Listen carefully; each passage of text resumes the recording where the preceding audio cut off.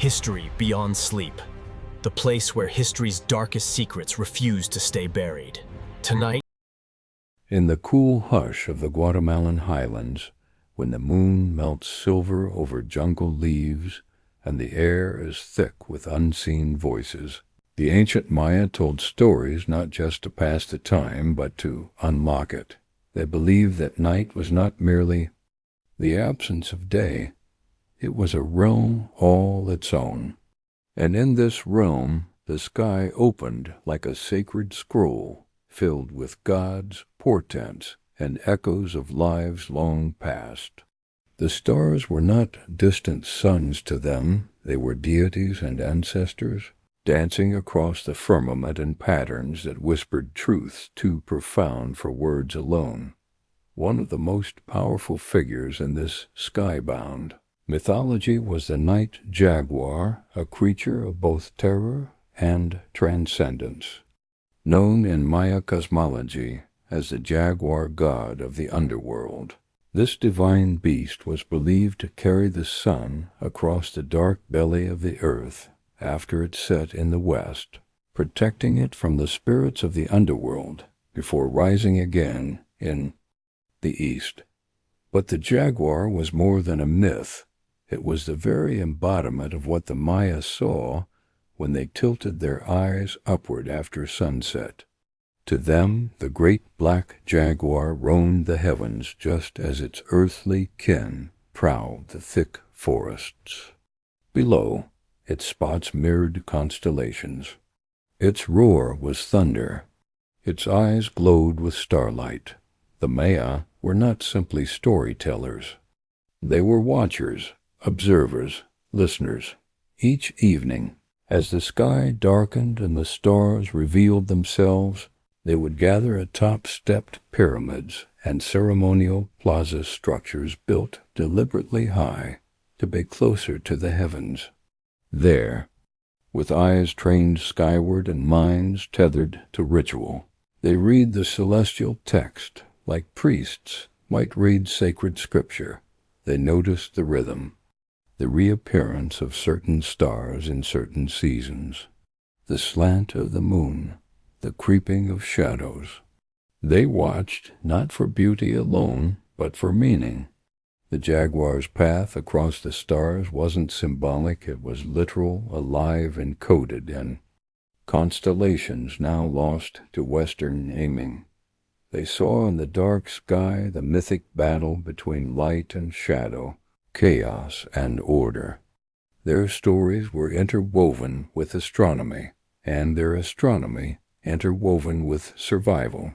Crops depended on timely rains.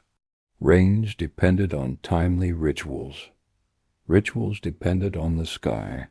And the sky depended on the jaguar dot in the Popol Vuh, sacred text of the Keishi Maya, the hero twins. Journey into the underworld is guided and challenged by forces often portrayed with jaguar-like traits. The jaguar thus became more than a cosmic ferryboat for the sun. It was a guardian of transitions, of deaths and rebirths, of dusk and dawn, of knowledge hidden in darkness. Imagine a clear night in the ancient city of Yaxchilan. A child rests on woven mats beside a crackling fire as a shaman in deep feathered robes begins to speak. The jungle hums around them, alive with frogs and flutes. Above, the Milky Way stretches like a river of souls, and somewhere in that river the jaguar prowls. His breath is the wind, his paw steps are meteor trails. His eyes flicker with omens. Watch him, the shaman whispers. He is crossing the sky tonight. And so they did watching, generation after generation. Parents passed down the stories. Priests calculated the stars' movement, finding the jaguar not just in tailies but in patterns, perhaps even mapping what we now call the Orion Nebula or the Scorpius constellation as parts of his spotted form. The Maya believed the cosmos was a three-layered universe. the heavens above, the earth in the middle, and the watery underworld below. The jaguar moved through all three realms. It could climb trees and leap across high branches. It was celestial. It could stalk silently across the forest floor. It was terrestrial. And it could swim and disappear beneath the rivers. It was underworldly. What creature, they reasoned, better embodied the journey of the sun, which passed through each realm every single day? In some versions of their myth, it is said that the sun becomes a jaguar at dusk, transforming to survive the underworld. The orange glow of twilight, the blood on its fur, the streaks of fading sunlight, its tail disappearing into darkness. Even in the murals at Bonampak, we see jaguars drawn with divine authority, draped in headdresses, accompanying kings and spirits. In many city-states, kings were referred to as Bilam, meaning jaguar, echoing their perceived ability to communicate with divine forces, to enter the sky's language through ritual and trance. And here lies the quiet beauty of Mayan sky watching. It wasn't about conquering the heavens or mapping it with cold detachment. It was about communion. The jaguar was not in the stars.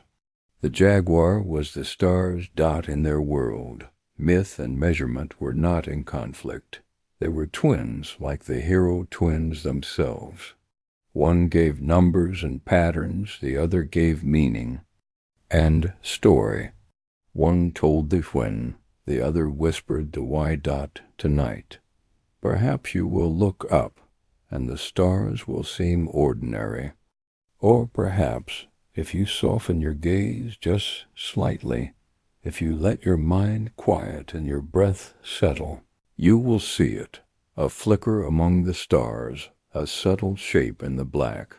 The night jaguar, returning from his celestial path, ever watchful, ever sacred dot, and as you drift now into your own night sky of sleep, imagine him walking just ahead of you, silent, strong, ancient, a protector of dreams, a guide through darkness.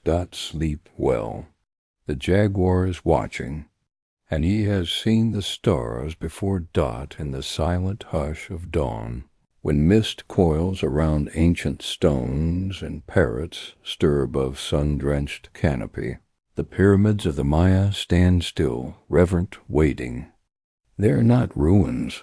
They are instruments, memory embedded in limestone, thought carved into time.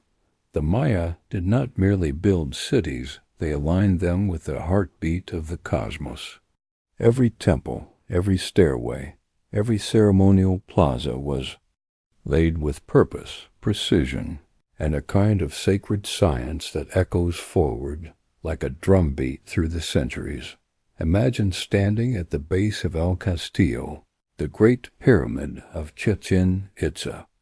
On the equinox, as the sun begins to lower in the late afternoon, a shadow creeps down the side of the staircase serpent-shaped, slithering with each passing moment until it connects with the carved serpent's head at the base. It is not coincidence. It is design. A light and shadow ritual performed not with torches or words, but with architecture and the sky dot to create such an effect lasting mere minutes. Only twice a year required astonishing understanding. The Maya were master astronomers and equally master builders, blending myth and math in ways that feel closer to poetry than engineering. They called time K-ol, meaning sacred, and they called space Kan, meaning sky. In their cities, the two were married. Temples were built not just toward the gods, but with the gods, each angle, each orientation, echoing the movement of the sun, moon, Venus, and the stars. In Tikal, temples face one another across courtyards, so that the rising and setting sun of solstices and equinoxes can be observed with remarkable clarity. In Copan, stelae and altars mark lunar cycles with stone shadows. In Uxmal, the pyramid of the magician curves with an unusual oval base, perhaps to mirror the moon's own irregular rhythms. To the Maya, the earth was not flat nor round, it was alive. The sky was not a void, it was a script. And they, through their temples and ball courts and causeways, were the scribes. But the true wonder is not just in the alignments, it is in the synthesis. A temple could be a calendar, a courtyard, a clock. The very stones beneath a priest's feet could mark the turning of an age. The Maya created built environments where one could walk through time. A staircase might have 91 steps on each of its 4 sides, 364 total, with the top platform as the final sacred step. 365, a solar year in stone. They understood zenith days, those rare moments when the sun passed directly overhead, casting no shadows.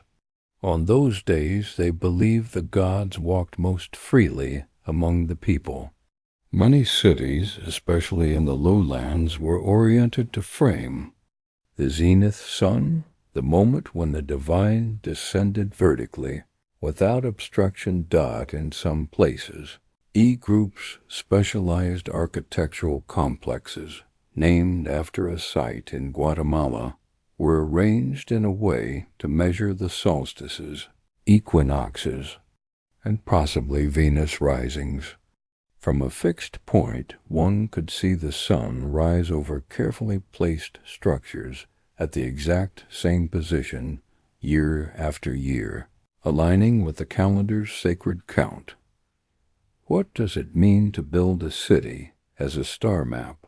What kind of people would spend generations carving meaning from the sky into stone?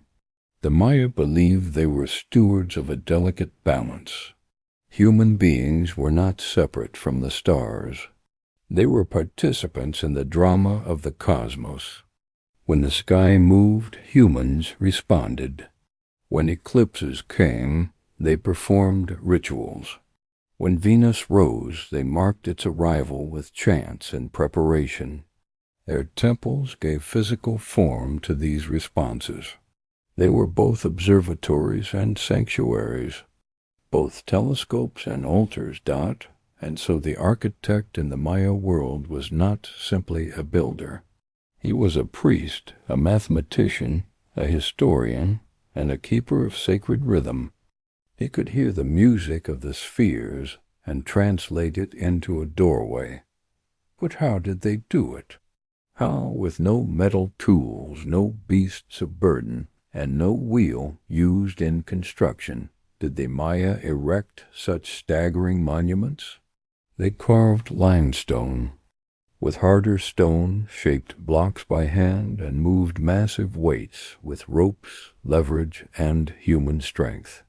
The effort was not labor, it was devotion. Building a pyramid was like planting a tree of time, and when it reached skyward, its fruit was understanding. There is a softness to Mayan stone. It ages with grace. It doesn't shout like Roman marble. It doesn't gleam like Egyptian granite. It whispers. Beneath moss and vine, it breathes, and still today their alignments hold. Thousands of years later, the serpent still slithers down the pyramid. The sun still rises between temples. The shadows still fall with deliberate elegance. The message is clear. The Maya were not just building for themselves. They were building for the stars. In the silence of the jungle, when the leaves stop rustling and a breeze curls around the base of a forgotten temple, one might almost hear the low chant of those who once laid these stones, not to impress but to belong, not to conquer but to understand, because for them the sky was a partner, the stars were companions, and the cities were not separate from the heavens, they were the heavens, anchored to earth by hands that understood both stone and spirit. Tonight, as sleep gathers gently at the edge of your thoughts, imagine those architects, barefoot in dawn light, chalk on palm leaves, voices murmuring in rhythm with birdsong. They build not in haste, but in harmony, and as they shape a corner of stone, they glance upward, checking the stars, nodding silently. Let your breath slow. Let your mind quiet. Somewhere a pyramid waits for sunlight. Somewhere a shadow is about to fall in perfect line, and you are part of the pattern. Sleep now. The architects are still watching Dot in the quiet pulse of dawn, when the jungle's breath slows and mist clings to ancient stones. The Maya counted time not as a line, but as a circle, infinite and unfolding. Their calendar was no mere tool. It was a living poem, a cosmic wheel that turned endlessly, folding past and future into the eternal present. Time to the Maya was not something to be conquered or measured simply. It was a sacred rhythm, a language spoken by the stars, the sun, and the moon. They called it Ke-Atun, back tongue, and ton words that roll like whispered chants on the tongue, carrying with them layers of meaning and mystery. The most famous of their calendars is the lone countess system that could stretch across millennia, recording dates far before written history and far beyond what we can easily imagine. This was the wheel of time that turned from a mythical beginning, a time called 13 Bacton, which scholars once mistook as an end date, but was truly a new cycle of renewal. Imagine the long count as a vast circle, carved in stone and painted in brilliant colors, each segment a breath in the eternal story of the cosmos. It counted days not in simple increments, but in nested cycles, 20 days in a month, 18 months in a year of 360 days, with 5 nameless days at the end called We'eb, days of uncertainty and transition. The calendar was both practical and sacred. It marked planting seasons, ritual festivals, eclipses, and celestial events. Yet it also mapped fate, destiny, and the life cycles of gods and kings. The calendar's rhythm was a heartbeat, a pulse to which the Maya synchronized their very existence. On the walls of temples and the pages of fragile codices, the calendar was a code. Priests and scribes learned to read its cycles like a song predicting the rise and fall of stars, the appearances of Venus as both morning and evening star, and the arrival of eclipses, which were moments when the sun and moon's dance took on a fearful edge. But more than that, the calendar was a spiritual compass. To be born on a certain day was to carry the spirit of that day's god or omen. Each day held significance, weaving individual lives into the great story of time. The Maya's concept of time was layered. There was cyclical time, where events repeated in patterns, seasons returned, and history rhymed, and linear time, where creation had a beginning and would have a renewal. This fusion gave the calendar its power and its mystery. The famous Tisaean calendar counted 260 days, a sacred number tied to human gestation and the cycles of maize, the staple crop that sustained life. Alongside it, the Hab calendar counted 365 days, aligning with the solar year. Together they formed a calendar round like two wheels turning side by side, intersecting every 52 years in a cosmic handshake of time. This intersection was more than a date, it was a rebirth, a cleansing, a moment of profound spiritual significance. The Maya believed the world was fragile, that the balance of the cosmos could tip, and at these crossroads, rituals ensured the continuation of life's delicate dance. On carved stelae, kings declared their birth dates, their reigns aligned with celestial cycles, proclaiming their divine right and connection to the heavens. These inscriptions encoded not just history, but cosmic destiny. But what made the calendar truly extraordinary was its harmony with the sky itself. Maya astronomers observed Venus's complex cycle, noting its heliacal risings and settings with remarkable accuracy. Its appearance as the morning star heralded war or peace, destruction or renewal. This calendar was more than timekeeping, it was the framework of a worldview that saw the universe as alive, conscious, and deeply interwoven with human lives.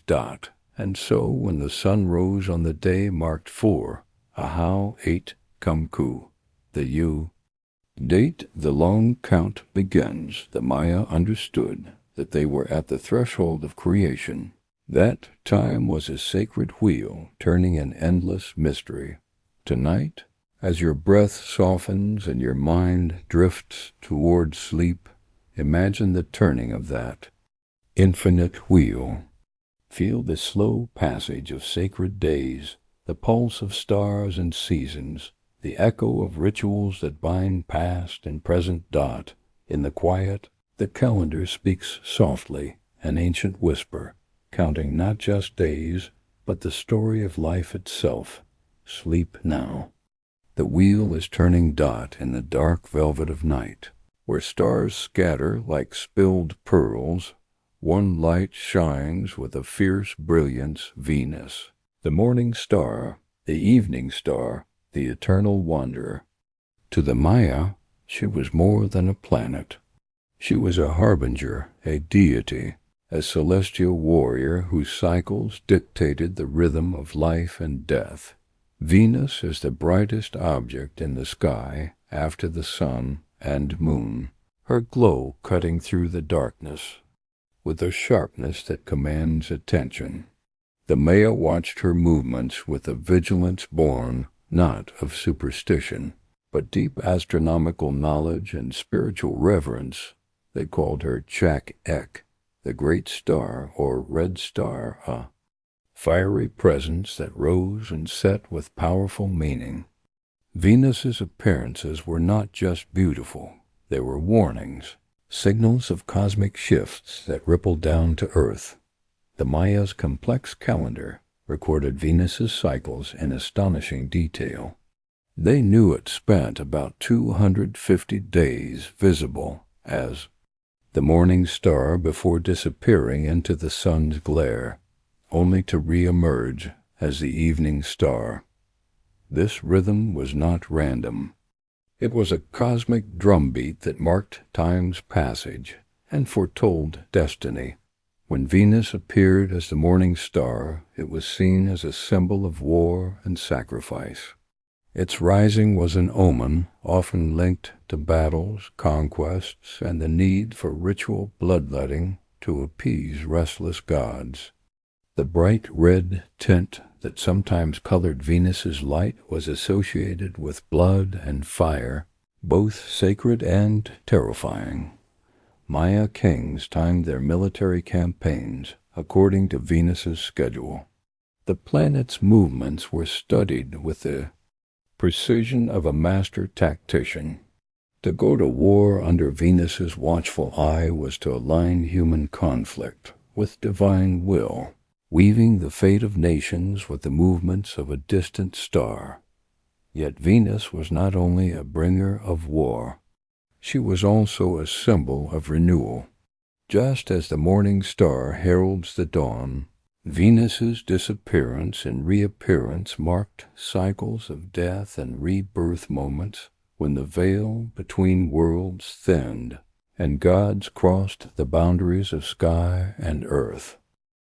This dual nature, destructive and regenerative, gave Venus a profound place in Maya cosmology.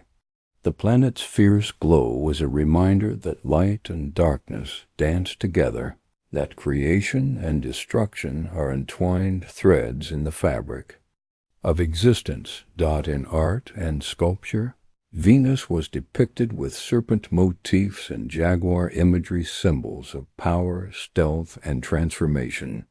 Her movements were woven into myths of gods descending to earth, of heroes born under her gaze, and of sacred sacrifices that sustained cosmic balance.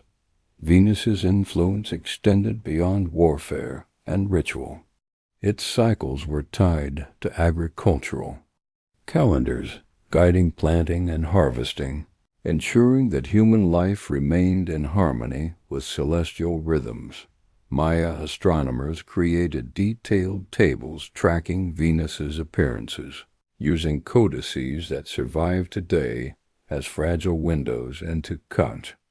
This ancient understanding, these records reveal a people who combined keen observation with spiritual insight, recognizing Venus as a living presence, a divine actor in the theater of the night sky. Imagine standing beneath a canopy of stars, the glow of Venus rising in the east, a fiery beacon signaling change. The jungle falls silent as priests prepare for ceremonies. Warriors sharpen weapons, and the heartbeat of the city quickens in anticipation. Venus is not just a planet in the sky. She is a story told in light and shadow, a messenger from the heavens, who guides, warns, and inspires. As your eyes grow heavy and your thoughts drift toward dreams, feel the pulse of Venus's flame in the quiet dark. Let her fiery glow lull you into peaceful slumber, a reminder that even in darkness, light persists, sometimes fierce, sometimes gentle, always present. Sleep now. Venus watches in the vast, quiet tapestry of the night sky. A serpent glides not, of flesh and scales, but of stars and shadow, weaving through the cosmos with a grace both ancient and eternal. To the Maya, this celestial serpent was a bridge, a channel between worlds, a living thread in the fabric of their universe. They called it the vision serpent, a creature of myth and mystery, emerging not only in their stories but in their sacred art, their rituals, and the very architecture of their cities. This serpent was more than a symbol. It was a cosmic presence, alive in the dance of light and darkness above and the trance of shamans below. The vision serpent connected heaven and earth, the living and the dead, the physical and the spiritual. It was the path by which ancestors, gods, and kings could communicate, crossing boundaries that separate mortal realms. Through its winding body, messages flowed, visions born in sacred ceremonies, whispered truths, and divine revelations. In the carved reliefs of Palenque and Yaxchilan, rulers are shown communing with the serpent, emerging from its mouth or eye, as if passing through a gateway into other dimensions. This serpent was a vessel for transformation, a sacred guide for those who dared to journey beyond the veil. The Milky Way itself, that shimmering river of stars stretching across the sky, was often seen as the earthly reflection of this cosmic serpent. Its winding path through constellations echoed the serpent's sinuous form, moving slowly but powerfully through the heavens. For the Maya, the vision serpent was not a distant myth, but a living presence felt in moments of trance, ritual, bloodletting, and spiritual vision. Priests would pierce their bodies, drawing blood that summoned the serpent's power, opening doors between worlds and inviting the gods to speak. This ritual was not violence but communion. The serpent's bloodless flight was a symbol of life's fragile balance, the willingness to cross pain and fear to reach enlightenment and divine truth. The serpent's dual nature, both feared and revered, mirrored the cosmos itself. Where creation and destruction are intertwined, where darkness holds the seeds of light dot in their cosmology, the serpent was also tied to rain and fertility. It was the conduit through which life-giving waters fell from the heavens to nourish the earth.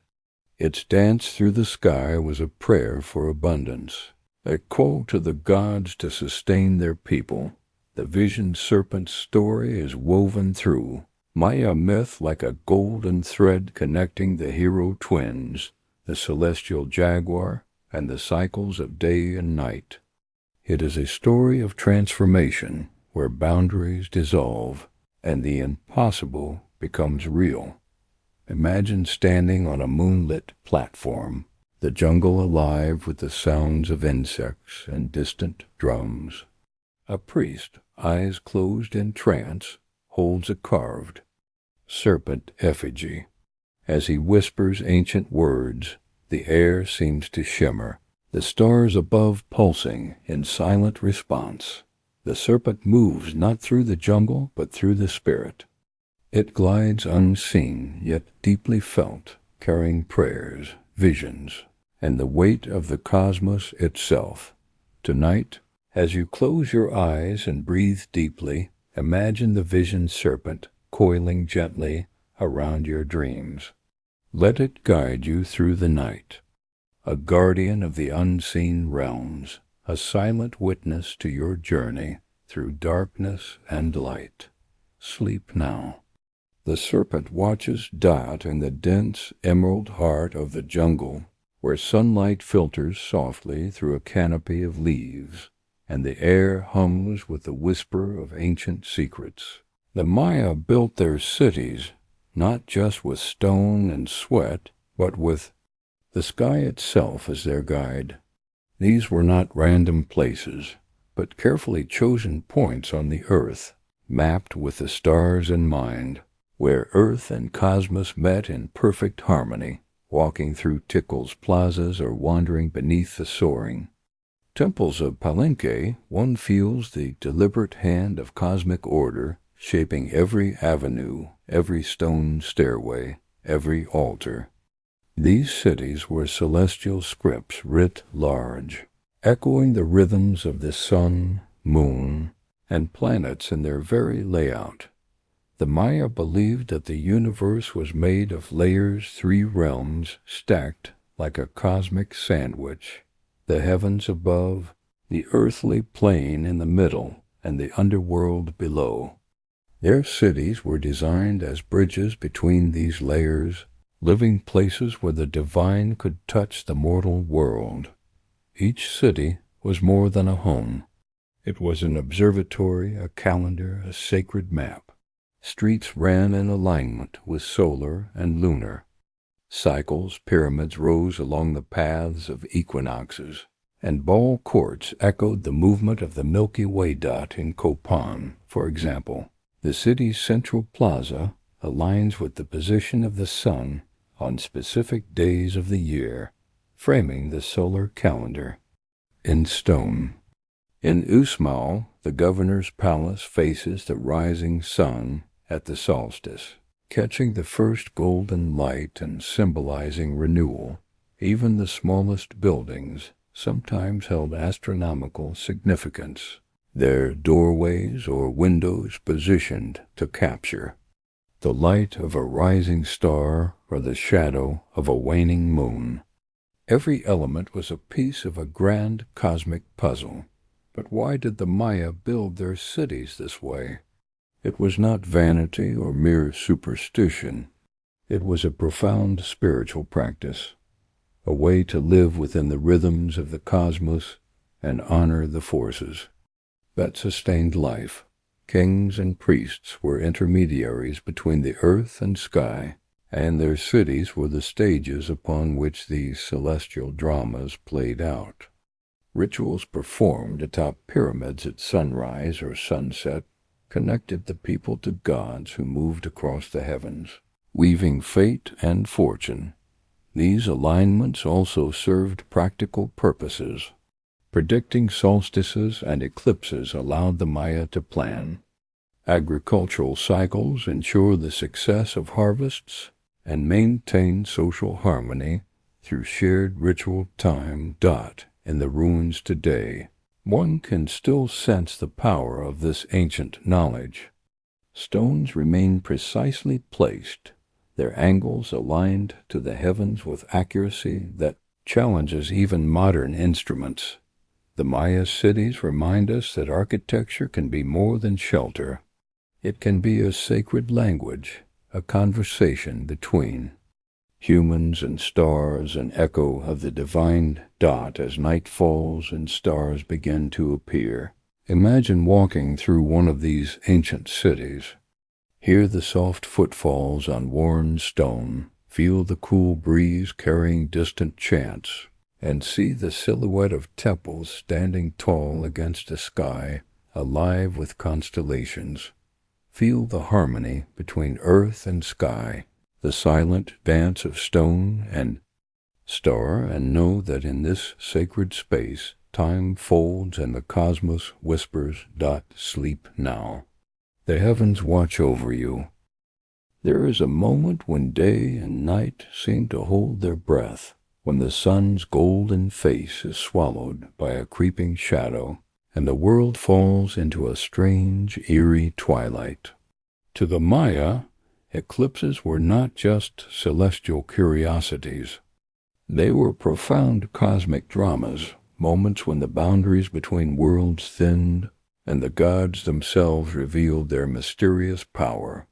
The Maya watched eclipses with a mixture of awe and apprehension, seeing in these fleeting darkenings the presence of a hidden force, the shadow god, a deity who governed the unseen, the unknown, and the shifting tides of fate.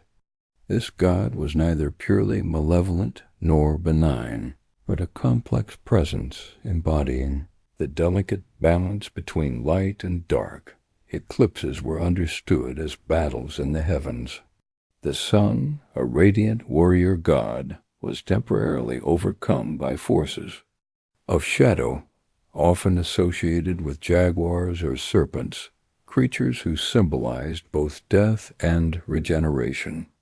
This celestial combat was a reminder of the cycle of life, of endings and new beginnings, and of the fragile balance that sustained the cosmos.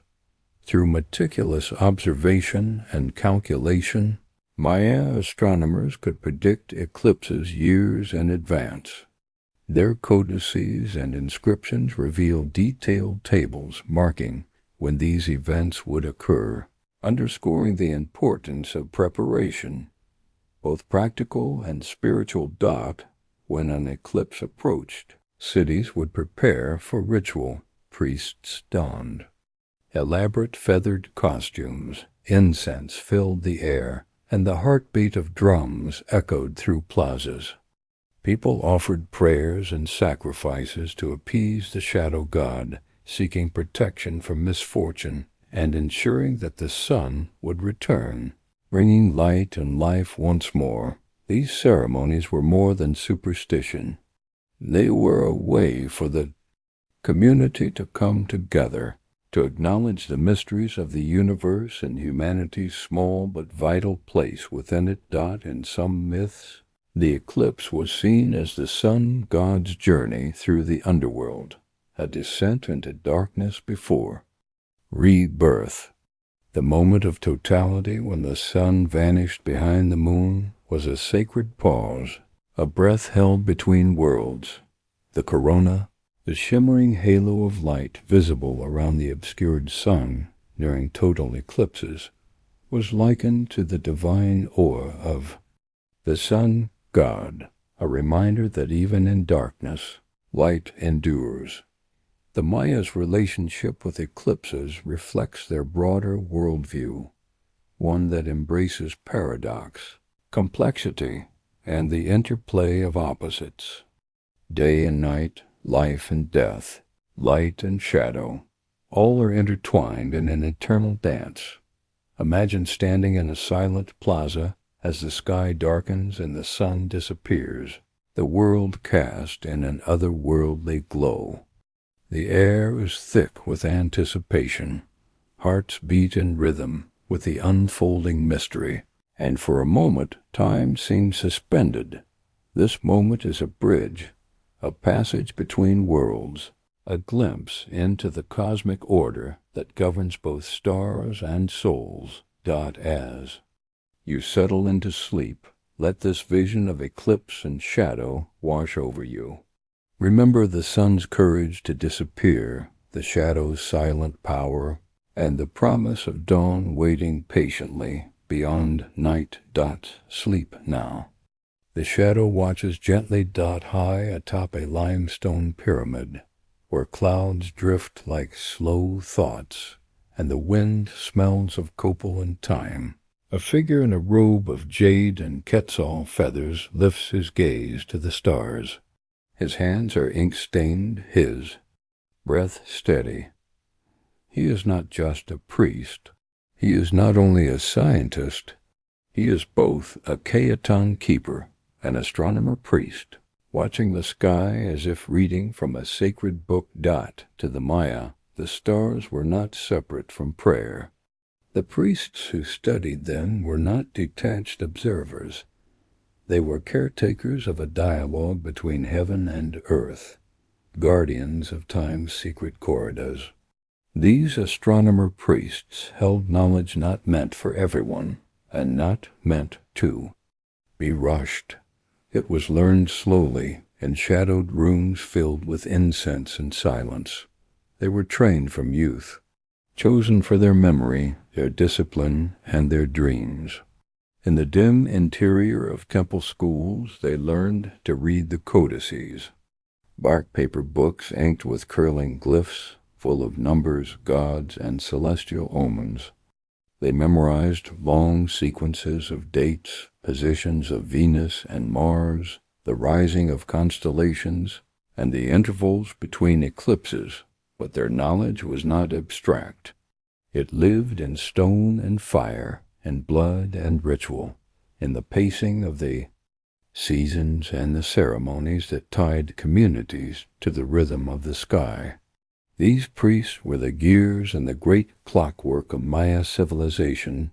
At night, they climbed temple steps in silence, offering prayers before unfurling their star maps. Their eyes, trained to see even the faintest motion, followed planets across the black tapestry. When Venus appeared just before dawn, its brilliance struck them like prophecy. When the moon slipped behind the sun, they knew the story beneath. The shadow. The priest's robe was a tapestry in itself, adorned with feathers from birds that flew near the heavens, and embroidered with glyphs invoking gods of wind, maize, and time. In one hand he carried a codex, in the other a sharpened bone stylus. He could chart eclipses, predict drought, announce war, or declare a new ruler's coronation, all based on the sky's subtle signs. Their temples, too, were shaped by their vision. With their help, builders aligned doorways with the solstice sun, carved staircases that caught the light of the equinox, and placed stelae where moonlight would fall just right on sacred days. The cities were not merely built. They were calculated, harmonized, tuned like a vast celestial instrument. These priest astronomers were trusted with great responsibility. One misreading, one miscalculation could throw off entire cycles, disturb the timing of harvests, confuse the gods. Their accuracy was vital and awe-inspiring. Modern astronomers have marveled at the precision found in Mayan tables, especially those tracking Venus's synodic cycle, which they calculated to within a single day across centuries. But it wasn't just about numbers. These priests believed that the stars spoke not in words, but in events. When Venus disappeared for 8 days and reappeared as the morning star, they heard it as a whisper of warning. When Mars reversed course in retrograde, it was a sign to delay important journeys or warfare. The cosmos was a conversation, and they were the interpreters. They often went into trance through fasting, bloodletting, or sacred drink, seeking visions that would confirm the sky's message. Sometimes the stars told them more than the eye could see, revealing a coming illness, a betrayal, or a storm hiding beyond the horizon. Their visions were shared with kings in private chambers, carved into stone on public monuments, and carried in chants through city plazas. Their work was invisible, yet it shaped the world. But not all were revered equally. In times of drought or misfortune, astronomer priests bore the weight of blame. If the rains did not come, if the eclipse brought unrest, whispers would question their interpretations. The burden of sky watching was both sacred and heavy. Still, they continued night after night, season after season, recording time as one might record breath. Their legacy endures in the glyphs that still survive, in the temple alignments still catching the morning light, and in the quiet respect the modern world now gives to their ancient calculations. Imagine, now, the priest in his feathers and paint, kneeling before a bowl of incense. He draws a glyph in the dust, not just to write, but to invoke. He looks skyward to the glowing path of the Milky Way, and he listens, not for thunder, not for words, but for rhythm, dot, and tonight as you breathe. Slowly beneath your own sky, remember that somewhere above those same stars still shine. The astronomer priests are long gone, but the celestial script remains written not in ink, but in starlight. Sleep now. The priests have marked your night with care. Before there were kings and calendars, before pyramids rose from the forest floor, the Maya told stories softly by firelight as the stars blinked overhead. Of all these tales, none shimmered more brightly across time than the myth of the hero twins, the sacred brothers of the sky, Hanap and Asbalank. Their story was not merely a bedtime fable. It was the spine of Maya cosmology, the soul of the Popol Vuh, a mythic narrative that blended sky and soil, death and rebirth, trickery and triumph. The hero twins were more than characters. They were cosmic symbols, archetypes of duality, sacrifice, and celestial balance. Born of a virgin mother and the decapitated spirit of their father, the twins were destined to face the lords of Xibalba, the Maya underworld. But this was no simple descent, it was a celestial drama played out in layers, above the earth, beneath it, and ultimately across the sky. They were cunning, playful, and brave, using wit instead of brute force to defeat the dark gods. In the underworld they endured trials, rivers of blood, houses of knives, tests of fire and illusion. Yet they persevered, not through strength alone, but by understanding the sacred dance between life and death. The Maya didn't see this story as fiction. They saw it mirrored nightly in the stars, two luminous bodies crossing the heavens, weaving in and out of shadow. Many believe the hero twins were represented in the sky by celestial objects, the sun and the moon, or perhaps Venus and Mars, or even the Gemini constellation we now know from a different tradition. Their battle was seen not just as myth, but as astronomy, a poetic metaphor for the cycles of celestial bodies disappearing and reappearing, setting and rising, dying and being reborn. Their father, the maize god, had been sacrificed in Xibalba, and from his buried bones sprang the sacred maize that fed humanity. Thus the twins' journey was also agricultural, a parable of planting and harvest, death and nourishment. When the hero twins defeated the lords of death, they did not return to the earth as rulers. Instead, they ascended, one becoming the sun, the other the moon. They did not conquer the underworld to escape it. They transformed it into something beautiful, something eternal.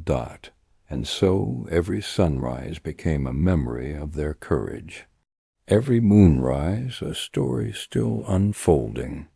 The celestial drama did not end. It was renewed each day, are told in shadow and light, in ritual and prayer. In Maya cities, temples were built to mirror this cosmic tale. At Copan, staircases are carved with glyphs recounting the hero twins' story. At Quirigo, stelae rise like stone pages of a sacred book, telling of their trials and their ascent. Even the ball courts, where games were played with heavy rubber balls, echoed the myth, the underworld game between life and death. Ball game itself, far from sport, was sacred theater.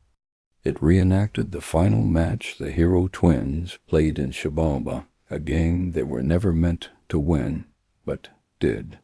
The players were not just athletes, they were avatars of cosmic forces. The rubber ball, shaped like the sun, bounced between life and death with each echoing strike. Each cycle of the game paralleled the sun's path, rising, falling, reborn. Each court was a miniature universe, a field where myth became motion and stone became stage. To the Maya, duality was not opposition. It was harmony. The twins were not rivals but reflections. Their bond was the axis of creation, the sun and moon in dialogue, the living and the dead locked in eternal embrace. As you lie now in the hush of your own night, imagine them. Two brothers born from silence and sacrifice, running barefoot through the jungle of stars. One glows bright, steady gold. The other dances softly silver and still. They rise. They fall. They always return. Let their story be a lullaby in your thoughts, a reminder that darkness is never final, that every descent holds the seed of rising, and that the sky above you is full of brothers, still playing, still laughing, still lighting. The Waydots sleep now. The twins are watching, and the story is far from over. There are rivers that flow beneath the earth, silent, unseen, and ancient. And there are rivers that flow through time itself, rivers of belief, of devotion, of offering. To the Maya, blood was one such river, not just the lifeblood of the body, but the sacred thread that tied the human soul to the cosmos. Blood was not violence. Blood was life-giving language, a message offered willingly to gods who breathed through stars and hid behind the rain. The Maya believed the universe required balance. Creation had come through sacrifice, gods giving of themselves so that the world could be born. In return, mortals gave back, not in fear, but in reverence. When a priest or noble drew blood, it was not a punishment. It was a gift. A thread of life opened up and offered like incense. The pain was the price of clarity. The drop, the doorway. The most sacred bloodletting rituals were performed in moments of celestial alignment during solstices, eclipses, or the first rising of Venus. In these moments, when heaven and earth seemed to tilt closer together, blood was seen as a bridge, a shimmer between realms they did not give carelessly. The rituals followed exact protocols, each cut made with a sharpened stingray spine, obsidian blade, or jade shard. Tongues were pierced, earlobes opened, and sometimes even the foreskin or the skin of the thigh. The blood was captured on bark cloth and burned, its smoke curling upward in threads of communication with the divine dot, and from that smoke, it was said, rose visions, gods appearing in the flame, ancestors stepping through the veil, serpents of light revealing the truths of the cosmos. The blood was not an end, it was a beginning.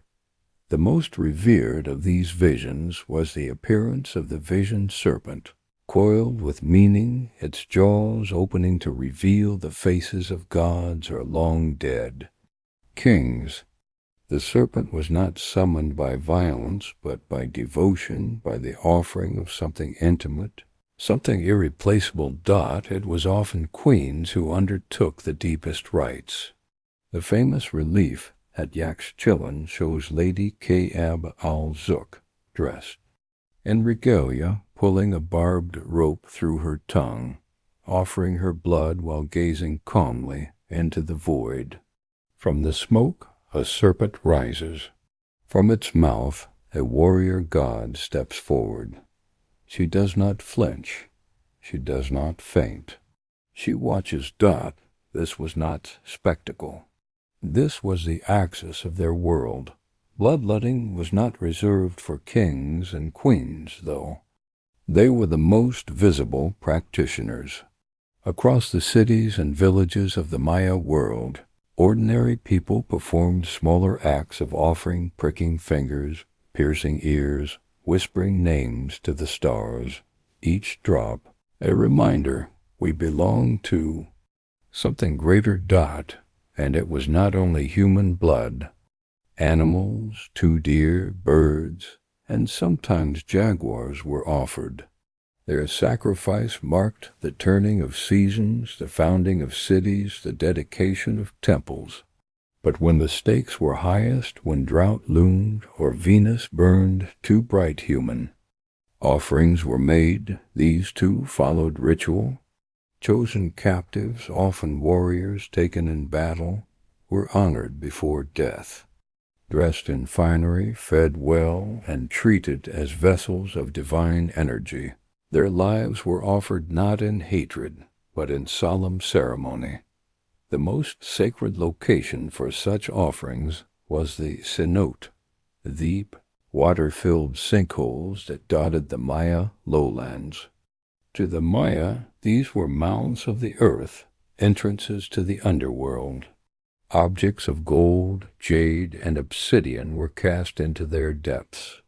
So too were human beings offered to the gods beneath. The cenote sagrado at Chichen Itza has yielded the bones of men, women, and children, but also ornaments, pots, weapons, and jewelry, testaments to the seriousness of these acts. This was not slaughter. This was sacrifice, in its truest, oldest sense, to make sacred. The stars in turn responded. The rains returned. The maize grew. The sun reappeared after eclipse. The gods, it seemed, had heard. To modern eyes, it is easy to recoil, but we must not judge too quickly. In the Maya view, to give blood was to give life. To offer life was to preserve the world. The cycle had to be kept in motion, or else the sky might fall. It was all connected. Blood, stars, vision, rain, time, death, rebirth. Imagine now a temple at dusk. A priest kneels before a bowl of water, darkened by blood and reflecting the evening star. Smoke rises in lazy curls. A serpent's shape begins to form in the mist. All around, the jungle breathes alive with song, shadow, and memory dot, and overhead, the stars shimmer gently. They do not judge. They simply shine. Tonight, as you drift toward sleep, let the Maya truth settle gently into your thoughts, that giving, when done in reverence, becomes sacred. That pain, when endured for a higher rhythm, becomes clarity, and that even in blood there is beauty. Sleep now. The stars have accepted your offering. Deep within the emerald embrace of the jungle, where vines coil like ancient secrets and sunlight filters in dappled waves, stand the silent sentinels of Maya memory. The temples. They are more than stone, they are voices carved in granite, whispering stories of time, power, and the cosmos. Each temple was a living monument, built to capture the invisible threads that bind earth to sky, past to future. Rising in stepped terraces, crowned with ornate roofs, adorned with glyphs and sacred imagery, these structures were designed as stairways to the heavens, thresholds between worlds. At Uzmau, the pyramid of the magician curves upward with a mysterious asymmetry reflecting the fluidity of time and the cycles of the moon. At Tikal, the soaring temple 4 reaches toward the sun, its shadows marking the solar equinox with uncanny precision. The temples were instruments of time, itself monuments tuned to the rhythms of the stars, the sun, and the planets. The Maya built them not merely to honor gods, but to live within the cosmic order, to feel the pulse of the universe beneath their feet. Many temples were oriented so that at dawn or dusk on significant dates, sunlight would flood their interiors or strike carved glyphs illuminating sacred messages. These moments were carefully observed, ritualized, and celebrated, timed with solstices, equinoxes, and Venus's appearances. In the stone and mortar, the Maya encoded their most profound knowledge. Glyphs told stories of kings and gods, of celestial battles and divine births. The carved narratives were layered history intertwined with myth, earthly events reflecting celestial drama. The temples were also stages. Rituals, sacrifices, dances, and ceremonies were performed upon their terraces and plazas. Priests in feathered regalia ascended the steep steps, carrying offerings to the gods. The air would fill with incense smoke, the low hum of chants blending with the jungle's song. The architecture itself guided the experience of time. Passing through a temple was to move not only through space, but through layers of existence, earthly and divine, mortal and eternal. In some temples, secret chambers held painted murals and codices, fragile fragments of knowledge meant only for the initiated. These spaces were dark and cool, protecting wisdom as delicate as a whispered prayer, but time is never static. The temples themselves bear the scars of change erosion from centuries of rain and wind, roots breaking through stone, the slow reclaiming by the jungle. They are both ancient relics and living monuments, reminders that time flows and returns, like the rising and setting of stars. Today, standing before these silent giants, one feels a profound stillness. The temples seem to breathe beneath the canopy, their whispers carried by the wind. They invite us to listen to the stories carved in stone, to the cycles of time woven through their design. Imagine now walking slowly up a temple staircase, the sun low in the sky, the stones cool beneath your hands. As you reach the summit, the horizon glows softly, and the light falls just so, casting long shadows that echo the patterns of ancient glyphs. You breathe deeply, feeling the weight of centuries in the air, the sacredness of place and moment. Here time is not a line, but a spiral, a dance of light and shadow, memory and hope. Tonight, as you close your eyes, let the temple's whispers settle within you. Let their quiet voices guide you through dreams, where past and future merge, and the cosmos hums softly around you. Sleep now. The temples watch with gentle eyes. In the quiet shadows of ancient libraries, where brittle pages once whispered secrets. Lost to time, the Maya wove a tapestry of symbols, a language as intricate and alive as the stars themselves. Their writing was more than words. It was a sacred code, a bridge between gods and mortals, past and present. This was hieroglyphic writing, unlike any other, a delicate dance of glyphs that combined images, sounds, and ideas in elegant harmony. Each symbol was a poem, each inscription, a story carved deep into stone or painted on fragile bark paper codices. The Maya, scribes guardians of this sacred language, were both artists and historians. Their work recorded kings' reigns, battles fought, celestial events, and sacred myths. They chronicled the cosmos and the human soul in glyphs that told of creation, sacrifice, and transformation. For centuries, the meaning of Maya writing was lost, a mystery that baffled scholars and shadowed the ruins. But in the 20th century, a slow, patient unlocking began, revealing a language rich with nuance and poetry. Each glyph is a doorway of face, a bird, a serpent, or a star, combined with phonetic signs that build words and names. This complex system allowed for layers of meaning, where a single phrase could be read as history, myth, and prophecy all at once. Maya inscriptions speak not only of kings and gods, but of time itself.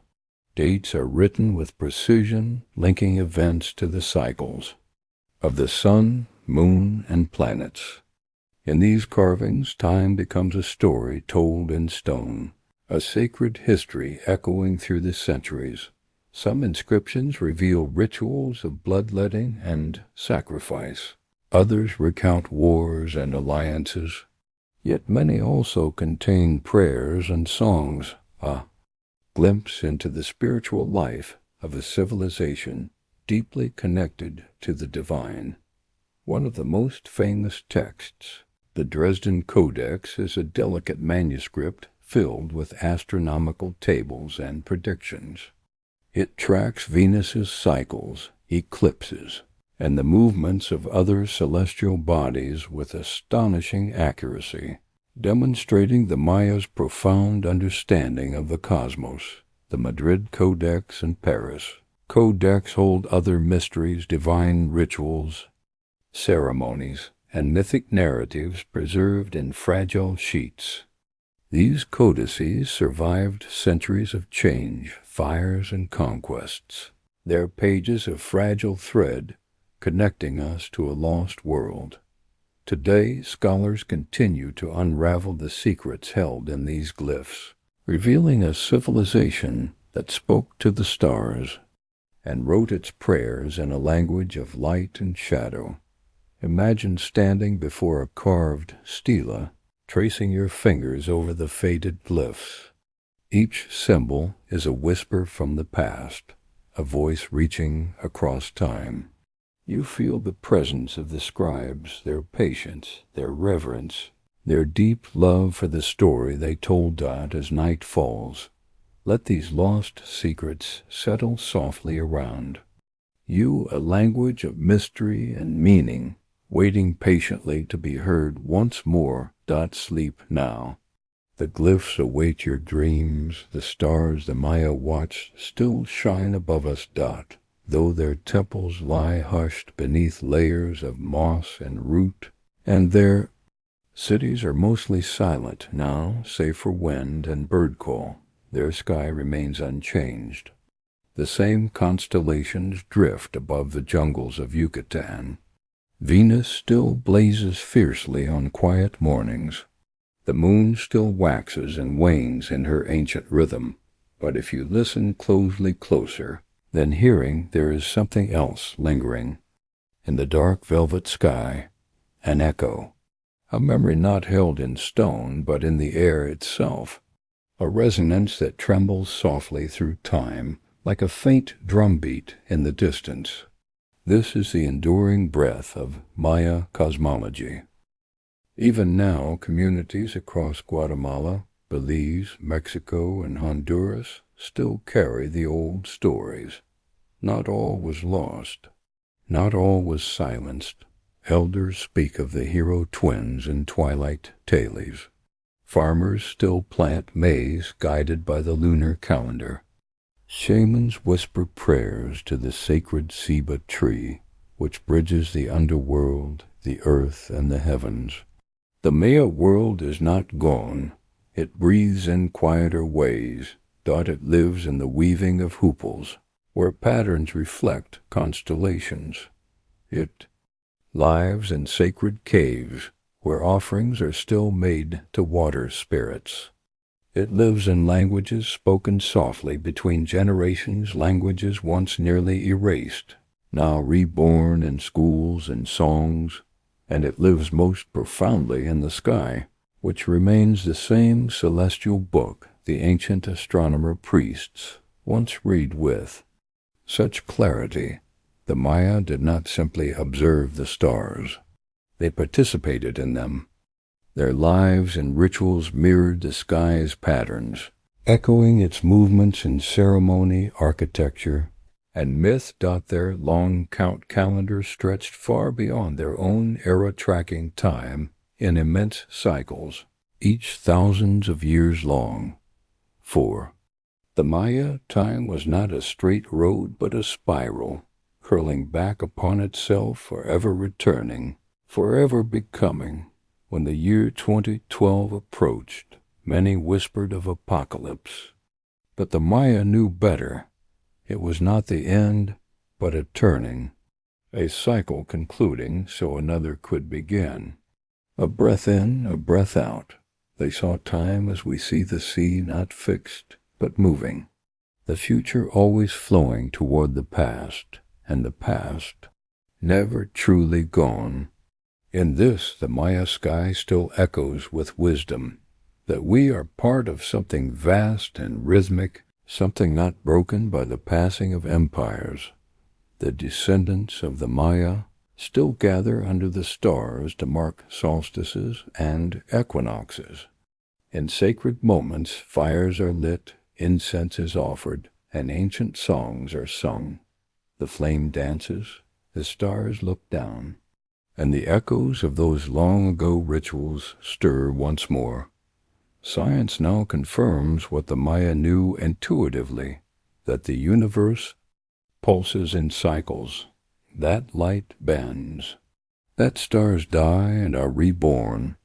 The Maya may not have had telescopes, but they had vision, the kind born from deep silence, from watching, from listening. Perhaps this is what the modern world has lost. Not knowledge, but patience. Not facts, but reverence. Tonight, step outside and look up. That same moon hangs in the dark, its silver face unchanged. Somewhere to the east, Venus begins to rise, bold and unblinking. Let yourself feel the ancient rhythm beneath it all. Let your breath match the quiet pulse of the stars. The sky is a memory and a mirror, and the Maya still speak through it softly, like a breeze stirring the leaves, or a whisper you can almost hear as you begin to dream. Sleep now. The echoes are still singing. It is easy, from a distance, to think of the Maya as a vanished people, an empire swallowed by time, their cities left to the vines, their voices stilled beneath centuries of silence. But history rarely ends with a thunderclap. More often it softens into fog, and what we call collapse may only be a change of form, an old tree falling so its roots can feed the forest. Around the 9th century, something shifted. Great cities like Tikal, Copan, Palenque, and Calakmul, once pulsing with life, ceremony, and celestial observation, began to fall quiet. Temples were no longer maintained. The stelae stopped being carved. Markets emptied, plazas overgrown. To early historians, this disappearance felt sudden, mysterious. They spoke of apocalypse, of abandonment, of an enigmatic collapse. But the truth, like most truths, is gentler and more intricate. There was no single cause, no great fire, no sudden war. Rather, a web of pressures built slowly, silently. Climate change brought droughts that strained agriculture. Growing populations placed demands on soil and water. Political alliances fractured. Kings lost favor. The cosmic order, once held firm by ritual and timekeeping, began to fray, and the people, like all people, adapted. Some cities emptied out. Others, like Chichen Itza and Uxmal, flourished in new ways. The Maya did not vanish, they moved. They shifted from ceremonial cities to smaller settlements. They reorganized power, changed their trade routes, redefined their sacred geographies. To call it a collapse is to look only at the stones. The living story, however, continued in the hearts of the people. The Maya world did not end, it transformed. Their sacred knowledge was carried quietly, passed from mother to daughter, from shaman to apprentice, through lullabies, weavings, and whispered prayers. Even as Spanish conquerors burned codices and toppled idols, the memory of the stars remained intact. And today, in towns like Xinacantan, Quetzaltenango, and Coban, the descendants of those astronomer priests and glyph carvers still speak Maya. Languages, they still watch the skies. They still believe in the sacred rhythm between land and stars. The jungle may have reclaimed the great pyramids, but the people reclaimed themselves. And isn't that, in a way, a different kind of triumph? Some scholars now speak not of a collapse, but a recentering, a movement inward, away from empire and into the folds of resilience. While the grand ceremonies waned, the rituals of the heart remained. Sacred fire, sacred maze, sacred time. There is something beautiful in that resilience. How culture bends but does not break. How stories hibernate, waiting for the right moment to bloom again. Perhaps that is the greatest Maya mystery of all, not their disappearance, but their endurance. And, as we peer back across the centuries, we might ask, what do we call collapse? Is it the fall of stone monuments or the forgetting of meaning? Is it the end of a dynasty or the end of wonder? If anything, the Maya teach us that what seems lost may only be changing shape, that what seems fallen may only be growing underground. So, tonight, as you lie still beneath your own sky, let go of the word collapse. Let it drift like a leaf down a quiet river. In its place, think of transformation. Think of seeds. The Maya story continues in their descendants, their traditions, their languages, and in every star that still rises in the east with perfect poetic timing. Sleep now. Nothing is truly lost, only waiting to become something new. In the limestone plains of the northern Yucatan, where the earth breathes through cenotes and the jungle speaks in soft rustlings, There rises a city that still stuns the sky with its symmetry and vision. Chichen Itza, the mouth of the well of the Itza, was not just a city, but a celestial machine, a place where myth and mathematics, shadow and sunlight, came together in radiant harmony. Here, time was not kept in clocks. It was carved into staircases, summoned by light, whispered through stone. At the center stands El Castillo, the temple of Kukulkan pyramid that rises not merely in tears, but in meaning. Built with surgical precision, it is a monument to the cosmos and a calendar in stone.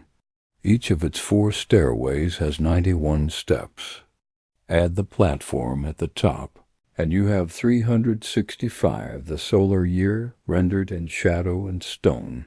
But it is during the spring and autumn equinoxes that the pyramid truly reveals its secret.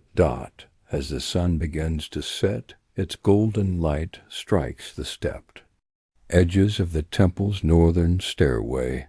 Gradually, a series of triangular shadows emerge, forming the body of a serpent, a great, undulating figure that appears to slither down the stone balustrade.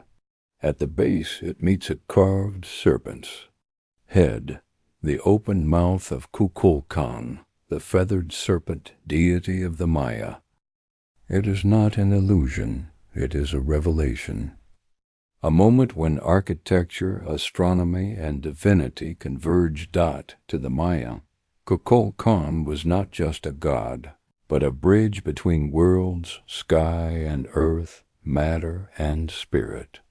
He brought wisdom, breath, fertility, and rain. And during these 2 sacred days each year, he came down to walk among his people. The people would gather in silence, eyes wide, hearts steady, as the light serpent slithered down the temple's face. This was not spectacle. It was communion. The equinox was a time of balance, equal day and night, life and death held in suspension. And here at Chichen Itza, balance was not preached. It was performed in the most elegant ritual of shadow known to the ancient world. Other features of Chichen Itza echo this celestial mind. The great ball court, the largest in all Mesoamerica, is built with acoustics so fine that a whisper at one end can be heard clearly at the other.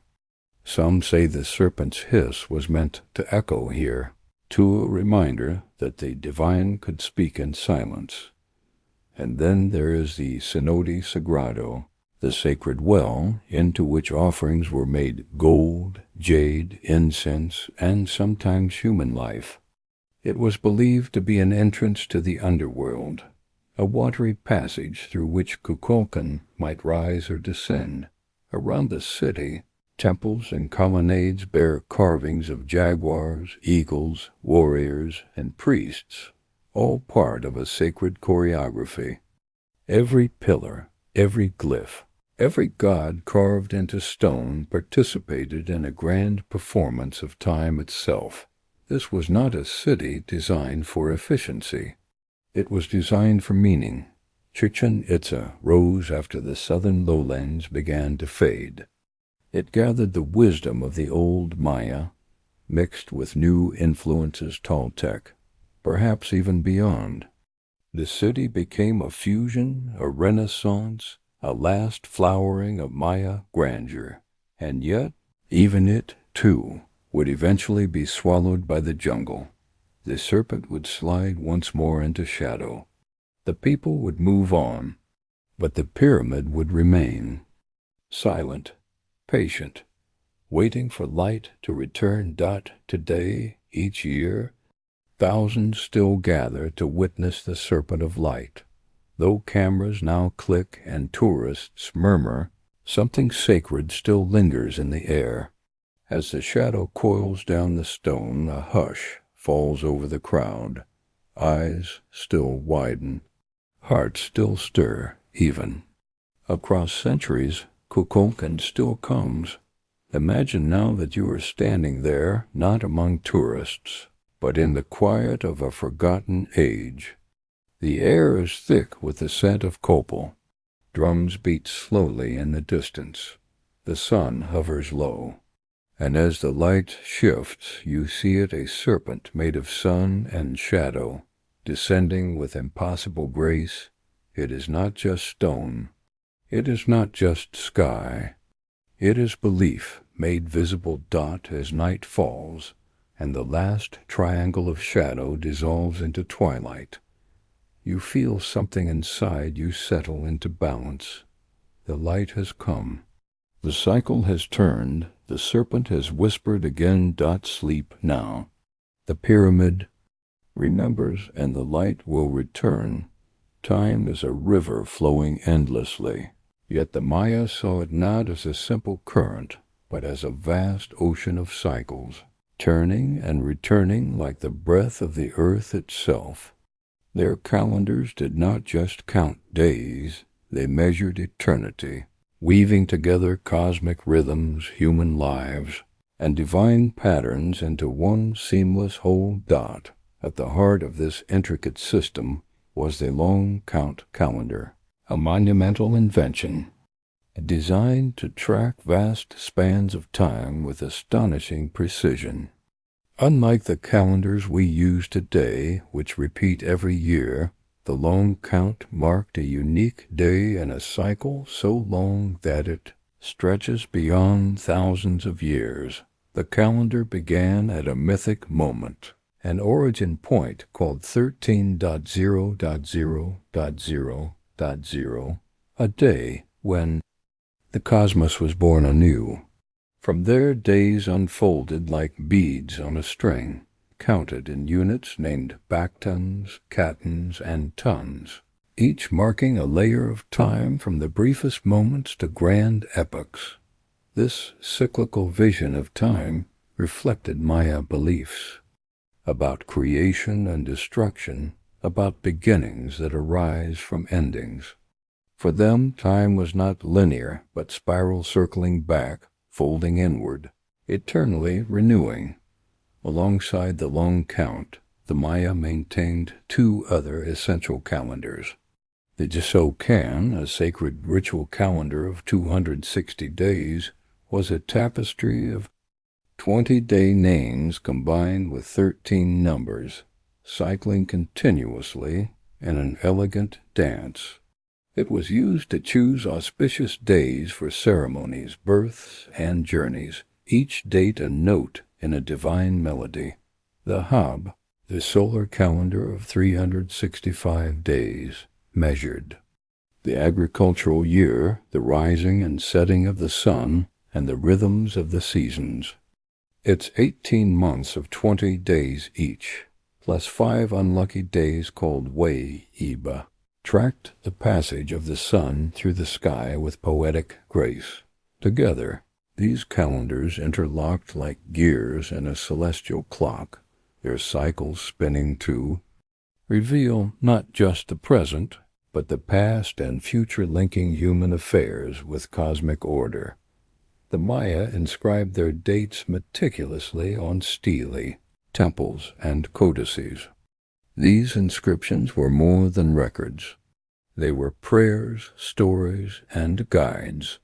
They marked not only historical events, but mythic moments, creation days, cataclysms, and divine appearances. One of the most famous Maya dates, the end of the 13th Baktan in December 2012, stirred modern imaginations. Far from predicting doom, the Maya saw it as a moment of renewal, a turning point in the endless spiral of time. Their calendar was a lens into a worldview that embraced cycles, birth, death, and rebirth not only for individuals, but for worlds and stars themselves. Imagine standing at the edge of a temple plaza at dawn. The light spills slowly over carved glyphs, revealing a date each symbol, a marker on a cosmic journey. The priests read the date aloud, their voices low and steady, connecting the present to the sacred past and the unfolding future.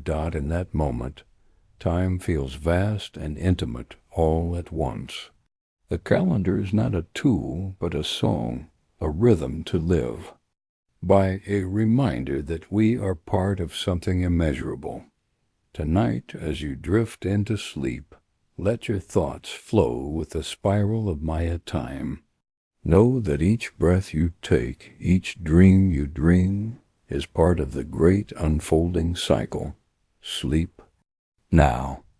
Time is fast, and you are held within its gentle turning, before the sun wakes the world, and after it slips into slumber, there is a star that stands in luminous silence, bright, solitary, and commanding. To the Maya, this radiant body was no mere point of light.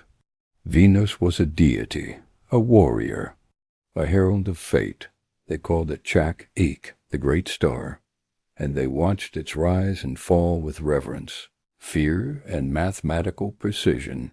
Of all the celestial bodies that moved across the Maya sky, Venus held the deepest power.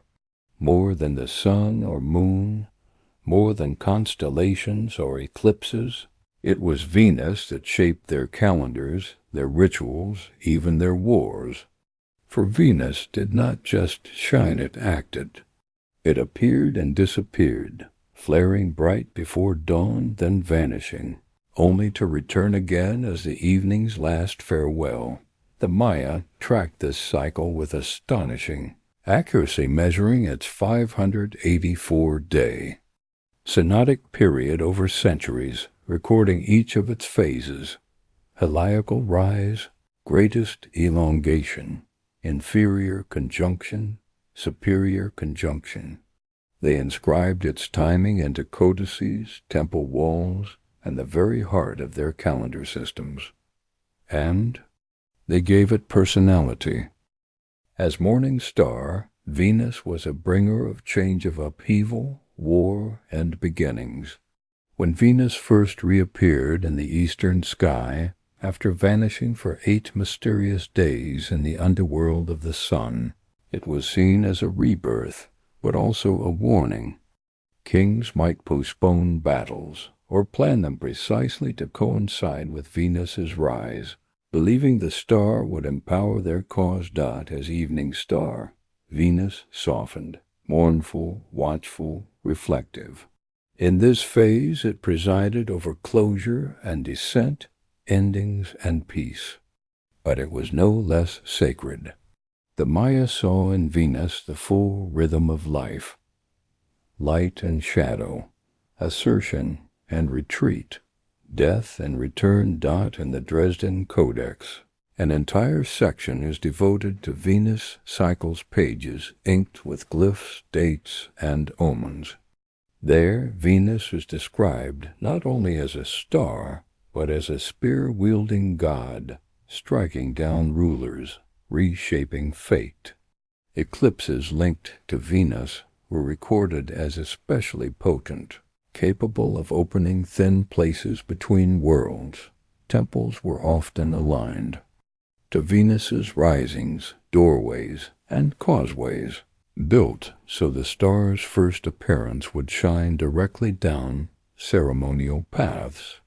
At Caracol in Belize and Uxmal in the Yucatan, these alignments still hold, and Venus continues its ancient dance through those sacred corridors. To watch Venus was to participate in a cosmic script. Priests kept tables of its motion, correcting for its irregularities, comparing the heavens to what had been recorded generations before. These observations were not passive. They were ritual acts, sacred duties that bound the people to the divine rhythm of the sky. Imagine a priest atop a temple at pre-dawn. He is fasted for days, purified by silence and smoke. He watches the horizon, eyes fixed on the moment Venus will break through the violet gloom. When it does, he bows, not in awe but in recognition. The star has returned. The wheel turns once more. In that light, sacrifices might be made, prophecies spoken, the future set in motion. But Venus was not just about fate. It was also about beauty, a star that shimmered with intensity unmatched, a celestial body close enough to feel personal. Poets and farmers alike saw it, loved it, feared it. It became part of daily life, not just for the elite, but for everyone who lifted their eyes skyward. And tonight, as Venus rises once more, you may see it too, still gleaming, still proud. No longer feared, perhaps, but still mysterious, still magnetic, still holding stories older than memory. Let yourself imagine, as your eyelids grow heavy, that Venus watches over you, as it did over kings, warriors, dreamers, and priests. That its journey through the dark is also your own. That, like the star, you vanish for a while in sleep, only to rise again, reborn, renewed. Sleep now. The morning star keeps its vigil. In the heart of the Maya cosmos stands a living pillar, a tree whose roots plunge deep into the underworld, whose trunk anchors the earth, and whose branches stretch to touch the heavens. This is the Ceiba, the sacred tree of life, the axis mundi, the invisible thread weaving together the three realms of existence. To the Maya, the Ceiba was far more than timber or leaf. It was a cosmic bridge, an ancient living conduit between the worlds beneath our feet, the world we walk upon, and the vast sky above. Its roots sink into Xibalba, the dark and mysterious underworld where spirits linger and ancestors rest. This shadowed realm is not a place of punishment alone, but a realm of transformation, a place where death gives way to rebirth. Trunk rises through the middle world, the land of living beings, trees, animals, and humans. Here the Ceiba stands as witness to the cycles of life, growth, and time. It is rooted in earth, solid and unyielding, a symbol of connection and stability, and above its soaring branches reach into the heavens, touching the realm of gods, stars, and sky serpents. Here is where the celestial forces dance, the sun rides its daily path, the moon glows softly, and the constellations spin their eternal tales. This threefold vision was central to Maya spirituality, a universe not divided, but whole and interconnected. The Ceiba tree embodied this truth in living form. Art and architecture echo this sacred symbol throughout the Maya world. The cross-shaped motifs carved on temples, the four cardinal directions, and the central world tree in the Popol Vuh all speak to the Ceiba's cosmic role.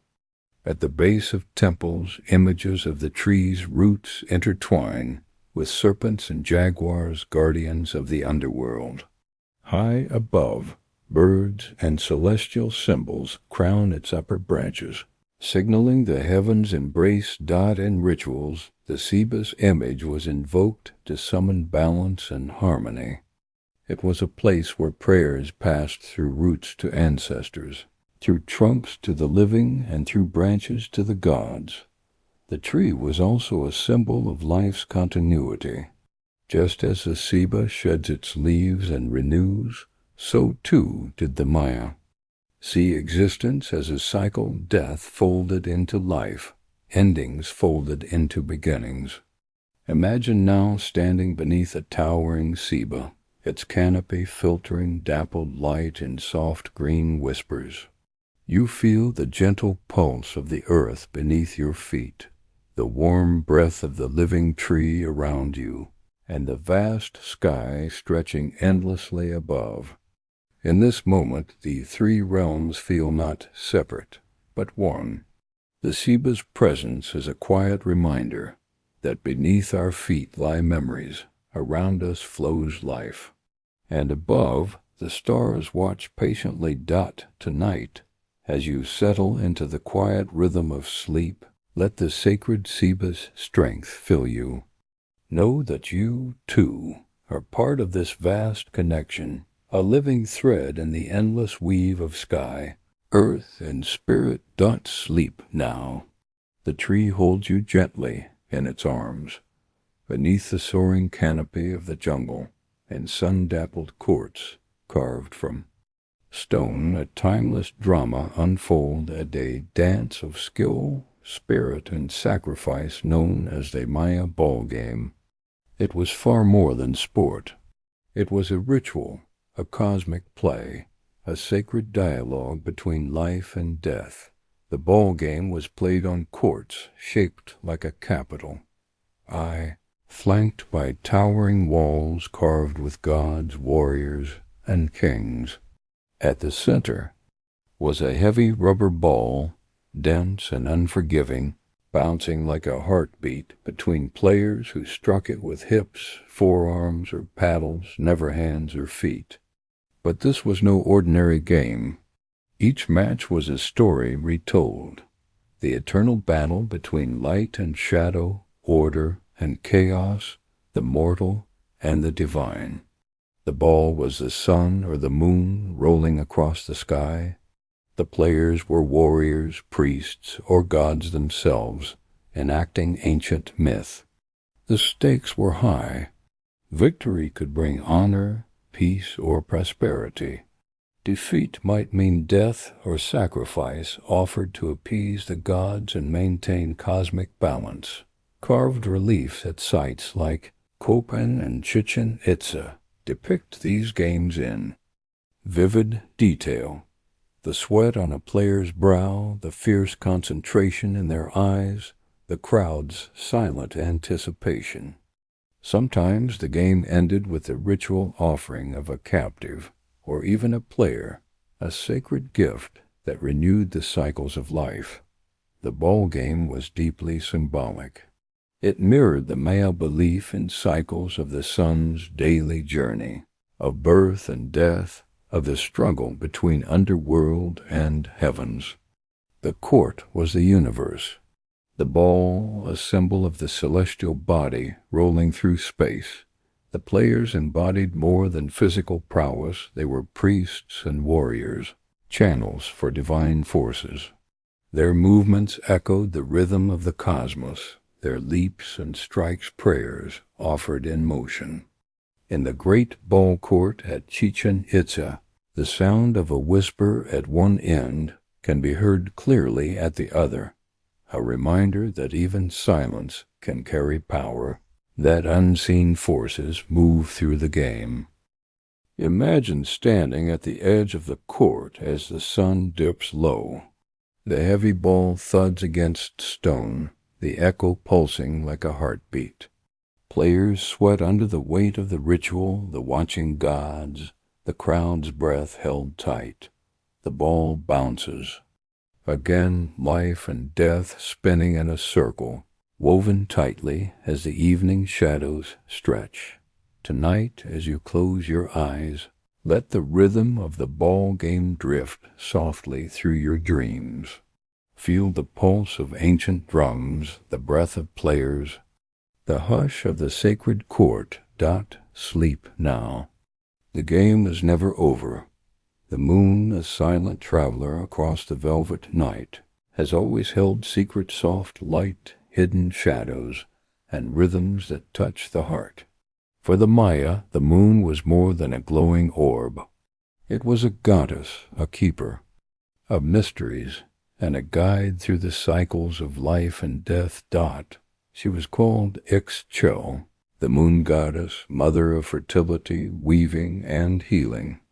Her pale face watched over the earth, her phases marking the passage of time and the sacred ebb and flow of existence. The Maya tracked the moon with reverence, observing her waxing and waning, her journey through the zodiac, and her dance with the sun. Lunar cycles shaped planting and harvesting, births and rituals, prayers and offerings. Ixchel's phases were seen as a mirror of human life, birth, growth, decline, and rebirth. As the moon grew from new to full, so too did life blossom. As she waned, so did the time of rest and renewal arrive. The moon was also a protector of women, a symbol of fertility and childbirth. Midwives invoked Ixchel's blessing, and woven into textiles and pottery were symbols honoring her grace and power. Maya. Astronomers recorded lunar eclipses as moments when the moon entered as shadowed realm times of portent and transformation. These celestial events were often linked to rituals meant to restore cosmic balance and ward off misfortune. In temples and codices, the moon's story is told with delicate artistry glyphs of a rabbit, a symbol associated with the moon dance. Across pages and stones, the rabbit and the moon was a beloved image, weaving folklore into celestial observation. The interplay of sun and moon, light and shadow, was central to Maya cosmology. The moon softened the sun's fierce blaze, offering night's gentle touch. Together they shaped the cycles of life and time. Imagine, now standing beneath a canopy of stars, the moon's silver glow casting soft shadows on the earth. You feel the quiet pulse of her presence, a calm breath in the vast night. As you prepare for sleep, let the moon's secret face soothe you, its light both a guide and a guardian, gentle and eternal. Sleep now. Ixchel watches, weaving dreams. Beneath the stars, beneath the same heavens that once guided ancient priests and kings, the Maya people continue their journey, living stars shining softly across the modern world. Though centuries have passed since the temples fell silent, the spirit of the Maya endures in vibrant communities, resilient languages, and deep-rooted traditions. In villages and towns scattered across Mexico, Guatemala, Belize, and Honduras. The descendants of the ancient Maya carry the flame of their ancestors. Their hands still weave the colorful textiles, rich with symbols and stories. Their voices still sing the songs passed down through generations. Maya languages, like Yucatec, Quiche, and Quechua, still breathe in daily conversations, prayers, and songs. These living tongues hold the rhythms of the past, connecting people to their land, history, and cosmos. Today's Maya communities face many challenges: economic hardship, cultural erosion, and political struggles. Yet their connection to the stars remains a beacon of identity and hope. They celebrate ancient festivals aligned with solstices and equinoxes, honor the cycles of the moon and Venus, and gather to share stories beneath the vast sky. Modern Maya. Astronomers and scholars are reclaiming and expanding their heritage, studying codices, restoring languages, and blending traditional knowledge with contemporary science. In doing so, they bridge worlds, the ancient and the modern, the mystical and the empirical.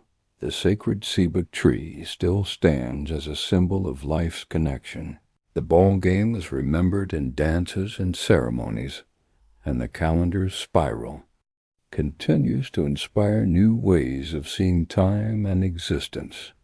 Walking through a Maya village today, you might see elders teaching children how to read glyphs, farmers planting by lunar cycles, or artisans painting murals that echo cosmic myths. These moments weave the past into the present, threading continuity through change. Even as cities expand and technology spreads, the stars remain a constant. The same Venus that once guided kings now gleams above classrooms where children learn to read their own history. The same moon that watched over midwives watches over mothers still dot in this living heritage. The Maya show us that history is not frozen in ruins or dusted pages, but is a breathing, evolving story, one that invites all of us to look up, listen, and remember. Tonight, as you close your eyes, feel the gentle pulse of the ancient sky within you. Know that beneath the quiet stars the Maya still watch and dream, living stars themselves, shining softly into the future.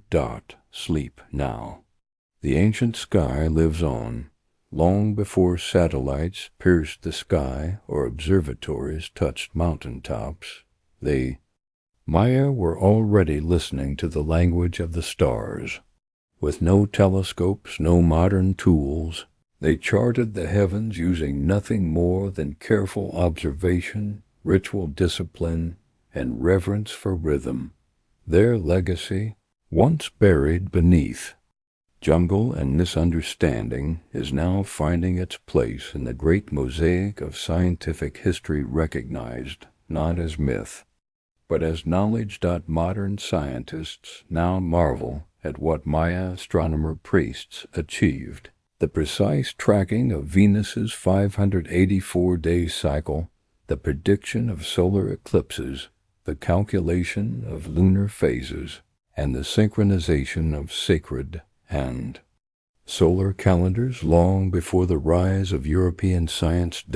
At the core of this legacy is the Maya calendar system, which astounds mathematicians and historians alike.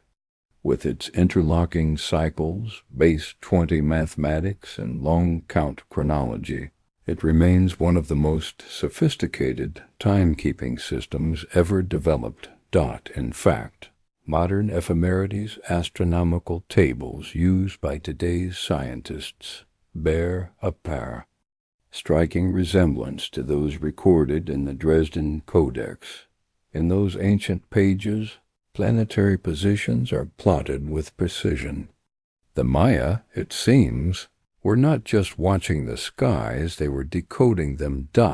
At sites like Copan and Chichen Itza, temple alignments demonstrate an advanced understanding of solar zeniths, equinoxes, and solstices. Doorways were built to frame the sun's light on specific dates. Shadows marked the passing of time with ritual accuracy. This legacy is more than history, it's a conversation. Today, ethnoastronomers, scientists who study how ancient cultures understood the sky, use Maya knowledge to better understand celestial mechanics. In doing so, they find new ways to interpret time, space, and human consciousness. Even NASA scientists have acknowledged the elegance of Maya observations, noting how their Venus cycles remain in near-perfect agreement with modern orbital calculations. Without optical instruments, they arrived at truths we now verify with space telescopes. But the Maya's true contribution to science goes beyond numbers. It lies in the spirit with which they studied the stars. To the Maya, astronomy was not separate from life, it was life. Science and spirituality were not rivals, but reflections of each other. Each eclipse was not only a celestial event, but a moment to reflect, to act, to align with the sacred rhythm of the universe.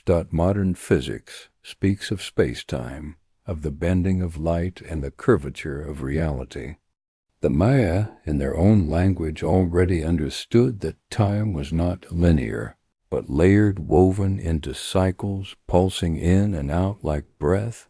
Their mythic cosmos, in which stars were gods and time was sacred, may seem poetic, but modern science, too, now whispers that we are stardust, that we are bound to the orbits and pulses of the galaxies. Perhaps then, the Maya did not look to the stars for power, but for belonging. In studying their skies, we are reminded that human curiosity is ancient. and the need to make sense of the stars, to feel their patterns in our bones, is eternal dot. Imagine now a quiet observatory, modern, still, and silent. Within, a scientist watches the transit of Venus, plotting its arc across the sun, and on a shelf nearby lies a replica of the Dresden Codex, its glyphs glowing softly under museum light. Two minds, one ancient, one modern, watching the same sky, reaching for the same truth. Tonight, as you drift into sleep, remember, the Maya were scientists of the soul. They measured not only what moved, but why it moved, placing meaning within orbit, silence within calculation, divinity within data. Sleep now. The stars remember, and so do we dot in the quiet moments before sleep, when the world softens into shadows and the stars begin their silent watch. We find ourselves invited into a mystery as old as time itself, the mystery of what the Maya truly saw in the sky, not just points of light or distant fires, but a living story woven of meaning, rhythm, and deep connection. The Maya sky was a canvas painted with gods and cycles, a cosmic dance of light and shadow, life and death, order and chaos. To their eyes, the heavens were not cold or distant, but intimately familiar, an extension of their own existence, a sacred mirror reflecting the rhythms of earth, heart, and spirit. They saw Venus as a warrior and a guide, leading processions of kings and gods across the dawn. They watched the serpent of Kukulkan glide down pyramid steps in sunlight and shadow, a symbol of rebirth and divine presence. They followed the moon's waxing and waning as a gentle thread, connecting life's beginnings and ends. Their calendars did not merely count days, but spoke of eternity, cycles folding back on themselves, reminding all who listened that time is a spiral, not a line. Their rituals, ceremonies, and temples were invitations to join this cosmic rhythm, to step into the pulse of the universe. What did the Maya really see?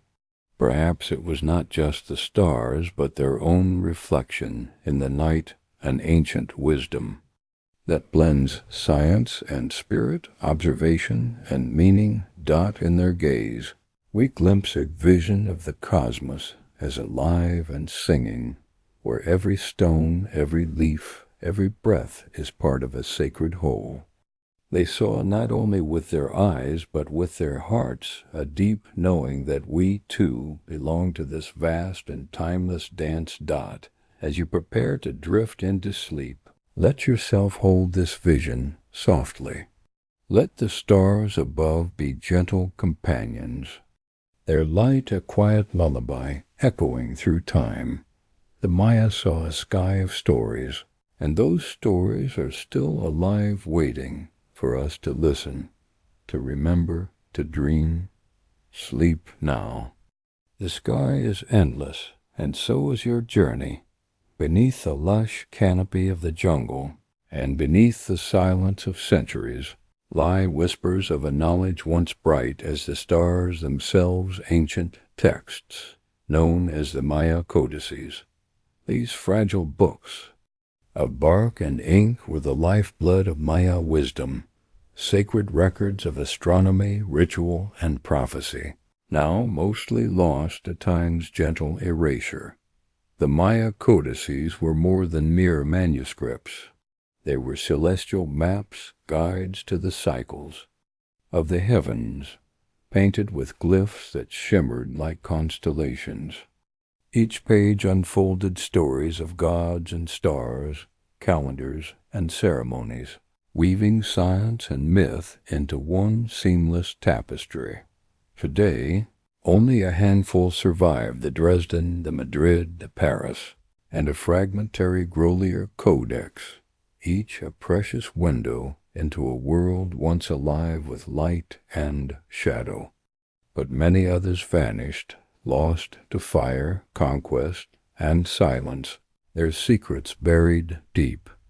These lost codices spoke of eclipses with uncanny precision, of Venus's dance with the sun, of lunar cycles intertwined with fertility and fate.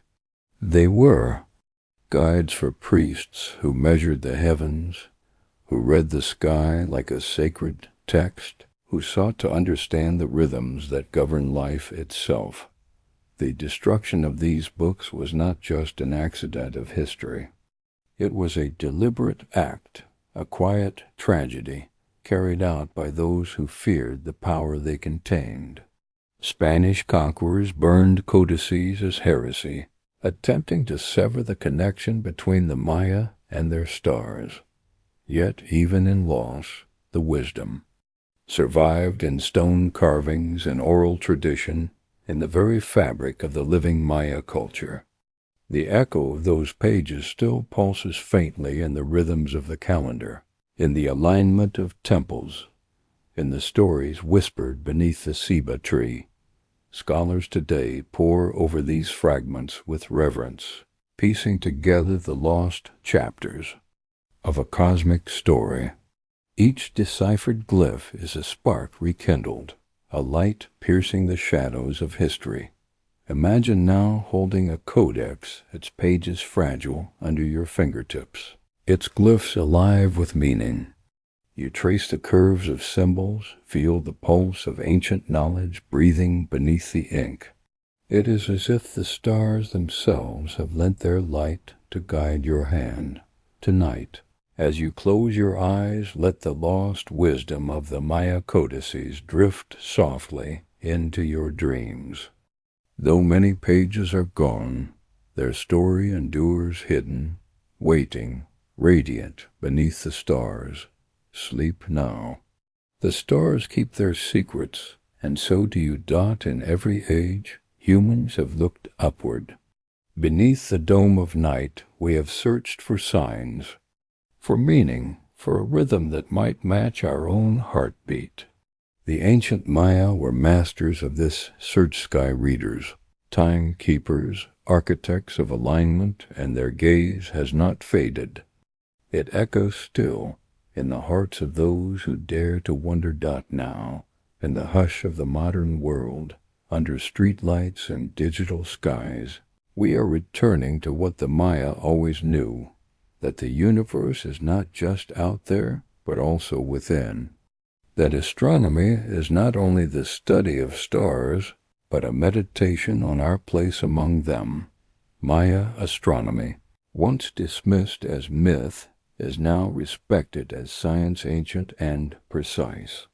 Their calculations of celestial cycles rival the accuracy of modern instruments.